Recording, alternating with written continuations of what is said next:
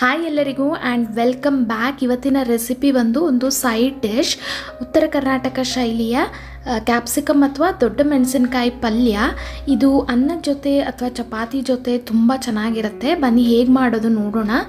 ಮೊದಲಿಗೆ ಒಂದು ಬಾಣಲಿಗೆ 1 table spoon ಎಣ್ಣೆ ಹಾಕ್ಕೊಂಡು ಹೆಚ್ಚಿರುವಂತಹ ಕ್ಯಾಪ್ಸಿಕಮ್ನ ಹಾಕ್ಕೊಳ್ತಾ ಇದ್ದೀನಿ. ನಾನು 2 ಮೀಡಿಯಮ್ ಗಾತ್ರದ ಕ್ಯಾಪ್ಸಿಕಮ್ನ ಈ ರೀತಿಯಾಗಿ ಕಟ್ ಮಾಡಿ ಫ್ರೈ ಮಾಡ್ಕೊಳ್ತಾ ಇದ್ದೀನಿ.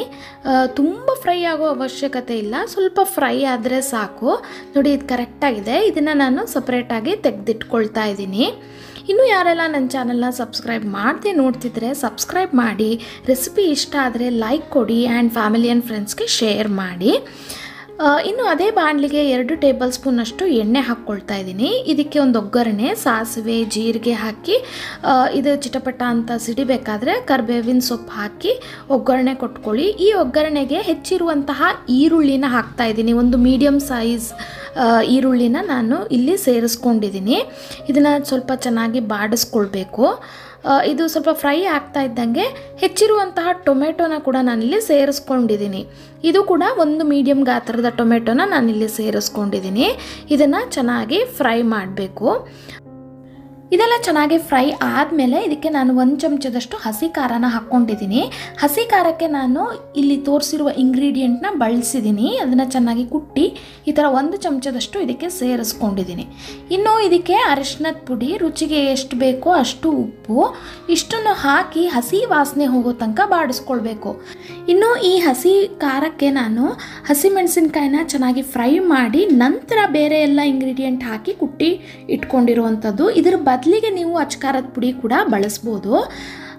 ಈ ಮಸಾಲೆ ಎಲ್ಲ ಫ್ರೈ ಆದಮೇಲೆ ನಾವು ಫ್ರೈ ಮಾಡಿರುವಂಥ ಕ್ಯಾಪ್ಸಿಕಮ್ ಏನಿತ್ತಲ್ಲ ಅದನ್ನು ಕೂಡ ಹಾಕಿ ಮಿಕ್ಸ್ ಮಾಡಿ ಅದಕ್ಕೊಂದು ಅರ್ಧ ಕಪ್ ನೀರು ಹಾಕಿ ಮುಚ್ಚಿ ಒಂದು 5 ನಿಮಿಷ ಬೇಯಕ್ಕಿಡಬೇಕು. ನಿಮಗೆ ಜಾಸ್ತಿ ಗ್ರೇವಿ ಬೇಕು ಅಂತಂದರೆ ಸ್ವಲ್ಪ ನೀರನ್ನ ಜಾಸ್ತಿ ಕೂಡ ಹಾಕ್ಕೊಳ್ಬೋದು. ನಾನಿಲ್ಲಿ ಪಲ್ಯದ ಕನ್ಸಿಸ್ಟೆನ್ಸಿ ಮಾಡೋ ಕಾರಣದಿಂದ ನೀರನ್ನ ಕಮ್ಮಿ ಹಾಕ್ಕೊಂಡಿದ್ದೀನಿ. ಲಾಸ್ಟಲ್ಲಿ ಒಂದು 2 ಟೇಬಲ್ ಸ್ಪೂನಷ್ಟು ಹುರಿದು ಸಿಪ್ಪೆ ತೆಗೆದು ಕುಟ್ಟಿರುವಂತಹ ಕಡಲೆಕಾಯಿ ಬೀಜನ ಹಾಕ್ಕೊಂಡಿದ್ದೀನಿ. ಜಾಸ್ತಿ ಗ್ರೇವಿ ಥರ ಬೇಕು ಅಂತಂದರೆ ನೀವು ಮಿಕ್ಸಿನಲ್ಲಿ ಫೈನ್ ಪೌಡರ್ ಮಾಡಿಬಿಟ್ಟು ನೀವು ಈ ಕಡಲೆಕಾಯಿ ಬೀಜದ ಪುಡಿನ ಸೇರಿಸ್ಕೊಳ್ಬೋದು. ಲಾಸ್ಟಲ್ಲಿ ಹೆಚ್ಚಿರುವಂತಹ ಕೊತ್ತಂಬರಿ ಸೊಪ್ಪು ಹಾಕಿದ್ರೆ ರುಚಿಯಾದ ಉತ್ತರ ಕರ್ನಾಟಕ ಶೈಲಿಯ ಕ್ಯಾಪ್ಸಿಕಮ್ ಪಲ್ಯ ರೆಡಿ ಆಯಿತು. ತುಂಬಾ ಟೇಸ್ಟಿಯಾಗಿರುತ್ತೆ. ಇದನ್ನು ನೀವು ಬಿಸಿ ಬಿಸಿ ಅನ್ನದ ಜೊತೆ ಸರ್ವ್ ಮಾಡ್ಬೋದು, ಇಲ್ಲಾಂತಂದರೆ ರೊಟ್ಟಿ ಅಥವಾ ಚಪಾತಿ ಜೊತೆ ಕೂಡ ಸರ್ವ್ ಮಾಡ್ಬೋದು. ತುಂಬ ರುಚಿಯಾಗಿರುತ್ತೆ ಹಾಗೂ ಮಾಡೋದಕ್ಕೆ ಕೂಡ ತುಂಬಾ ಸುಲಭ, ಬೇಗನೆ ಆಗೋಗ್ಬಿಡುತ್ತೆ. ಖಂಡಿತವಾಗ್ಲೂ ನೀವು ಈ ಒಂದು ರೆಸಿಪಿನ ಟ್ರೈ ಮಾಡಿ. ಮುಂದಿನ ಇಂಟ್ರೆಸ್ಟಿಂಗ್ ರೆಸಿಪಿಯೊಂದಿಗೆ ನಾನು ನಿಮಗೆ ನೆಕ್ಸ್ಟ್ ವಿಡಿಯೋದಲ್ಲಿ ಸಿಗ್ತೀನಿ. Stay tune, stay connected. Thank you for watching.